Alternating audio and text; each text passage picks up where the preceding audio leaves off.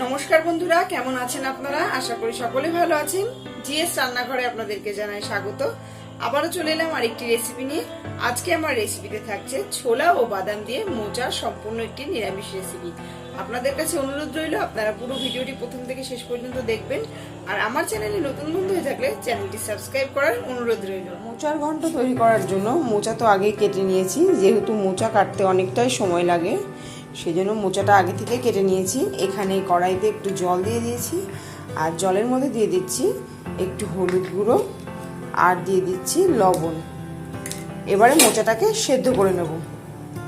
হলুদটা দিলাম এই জন্যই যাতে করে মোচাটা সেদ্ধ করে নেবার পর কালো না হয়ে যায়, সেই জন্যই এখানে হলুদটা দিলাম।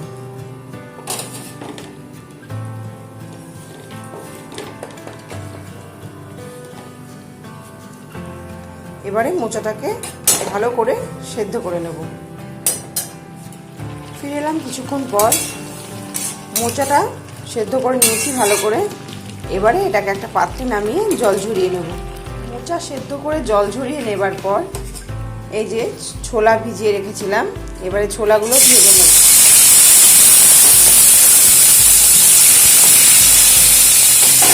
আর এর মধ্যেই বাদামও ভিজিয়ে রেখেছিলাম আগে থেকে, বাদামগুলো দিয়ে একসঙ্গে ভেজে নেব।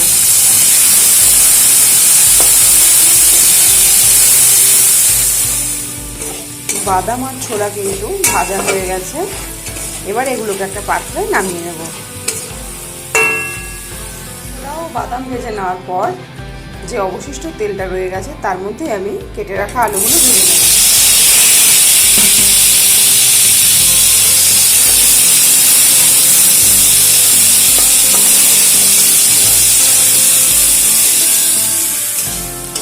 আলুগুলো খুব ভালো করে ভেজে নিলাম। এবার আলুগুলোকে একটা পাত্রে নামিয়ে নিচ্ছি। আলু ভেজে নেওয়ার পর কড়াইতে আবারও সর্ষের তেল দিয়ে দিয়েছি, আর ফোড়নে দিয়ে দিলাম গোটা তেজপাতা, গোটা শুকনো লঙ্কা, দারচিনি, এলাচ, লবঙ্গ আর সাদা জিরে। ফোড়নটা একটু হালকা ভেজে নিলাম। এবারে এর মধ্যে দিয়ে দিচ্ছি গ্রেট করা আদাটা দিয়ে একটু ভেজে নেব।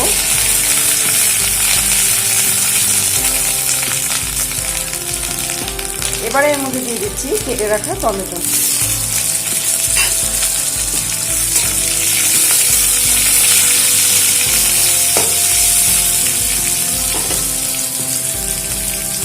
দিয়ে দিচ্ছি 1 চামচ চিনি, জিরে গুঁড়ো পরিমাণ মতন, ধনে গুঁড়ো, দিয়ে দিচ্ছি লঙ্কা গুঁড়ো। সব কিছু একসঙ্গে ভালো করে মিশিয়ে একটু ভেজে নিচ্ছি। এবার এর মধ্যে দিয়ে দিচ্ছি পরিমাণ মতো লবণ আর দিয়ে দিচ্ছি হলুদ গুঁড়ো।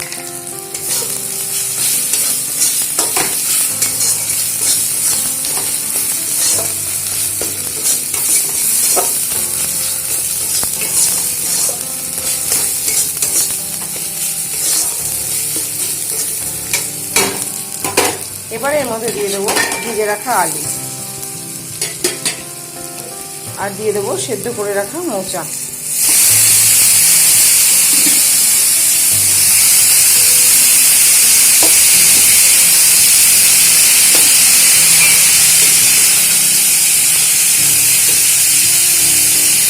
ভিজে রাখা ছোলা ও বাদাম দিয়ে দিলাম।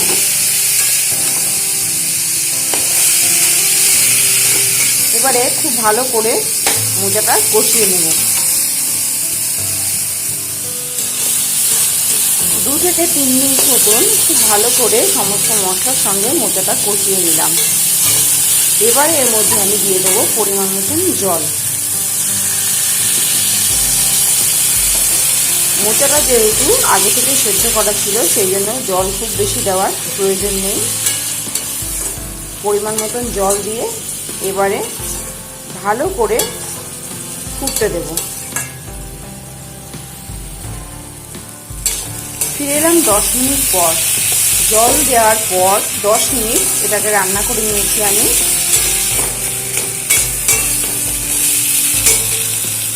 এবারে এর মধ্যে আমি দিয়ে দিচ্ছি গুঁড়ো গরম মশলা আর আপনাদের হাতের কাছে যদি ঘি থাকে অবশ্যই এর মধ্যে ব্যবহার করতে পারেন, তাহলে টেস্টটা আরও ভালো হবে। আর যেহেতু এটা নিরামিষ মোচার ঘন্ট, আপনারা যদি মনে করেন যে একটু মিষ্টি মিষ্টি খাবো, তাহলে আপনাদের পছন্দ মতন চিনি ব্যবহার করতে পারেন।